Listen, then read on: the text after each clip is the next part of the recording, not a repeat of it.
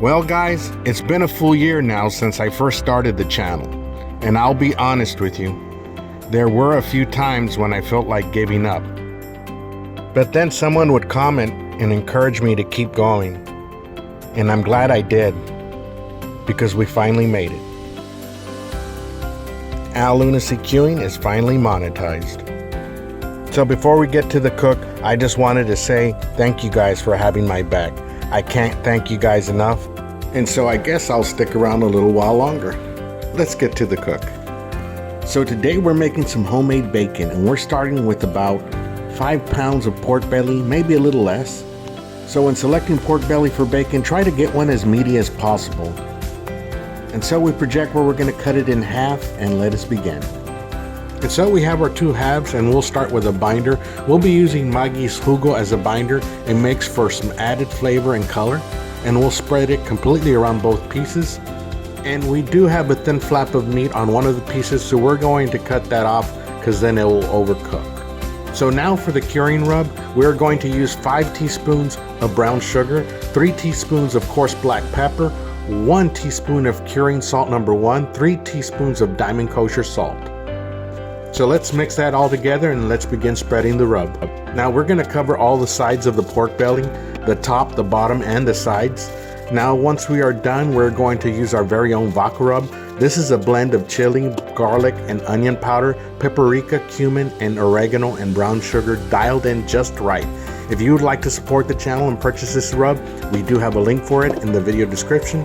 You can also use just your favorite pork rub as an alternative. And now we vacuum seal both pieces. You can use a Ziploc bag if you don't have a vacuum sealer. Okay, so here we are 11 days later. We're gonna open up those in just a bit. Just want to introduce real quick our brand new ASMOKE 350 portable pellet grill. And we'll be going more in depth as we go into the cook. Open up these pork bellies. Here we are, guys. A lot of videos will tell you to wash these out, but I kind of like the pepper on the outer edges of the bacon look. So let's dry these out for about 2 hours, and then we'll come back and start getting our smoke on. So this is our new ASMOKE AS350 portable pellet smoker. A shout out to the ASMOKE people for sending it to us. It has a nice colorful temperature controller. It also has these 2 spring-loaded door lid locks as well.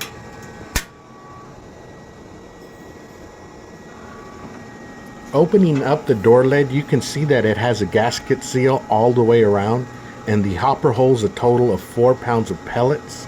ASMOKE also sent us these terrific smelling applewood pellets.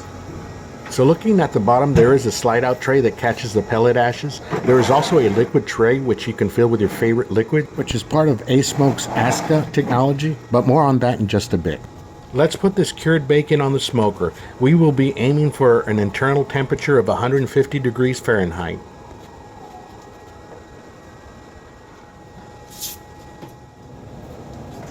I forgot to mention that the AS350 does come with a meat probe. We will be putting it on the thickest part of the pork belly. ASMOKE's ASCA technology stands for Automatic Steam Culinary Applications. This simply means that the liquid added to the bottom tray will transform into superheated steam inside the grill, ensuring your food stays moist with an added special hint of flavor depending on the liquid that you use. Today we are using apple juice. Guys, the meat probe is at 105 and we're at 212.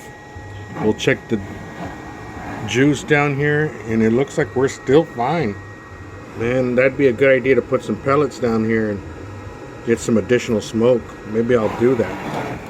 Okay guys, I put some additional pellets down here. Let's see if we get a lot more smoke. Guys, it's an hour and a half. We're looking like looks nice, but I think I'm gonna flip them over just to get some color on that other side. I'll bring you guys right back. Oh man, it looks good. It looks great. All right, we'll continue on. But look at that. Those added pellets seem to help, as you can see some decent smoke here. And we also have a nice drip of grease coming out onto the drip tray. 2.5 hours in the cook, and all I can say is that this little pellet smoker is putting a wonderful color on our bacon.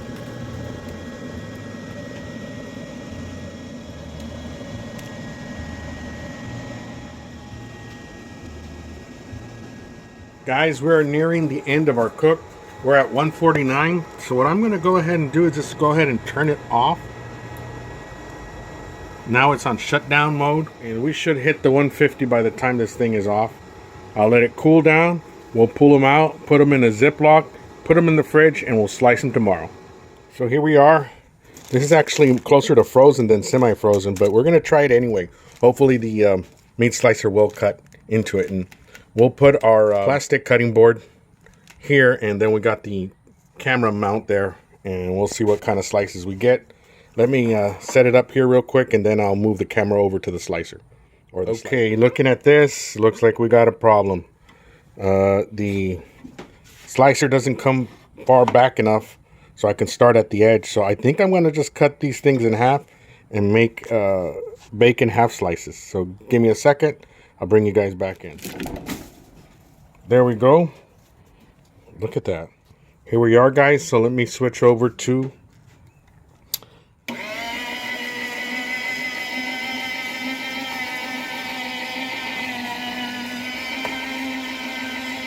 first pass.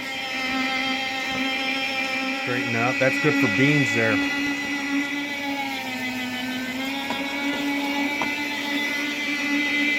There we go. That looks more like bacon. Let me start slicing it.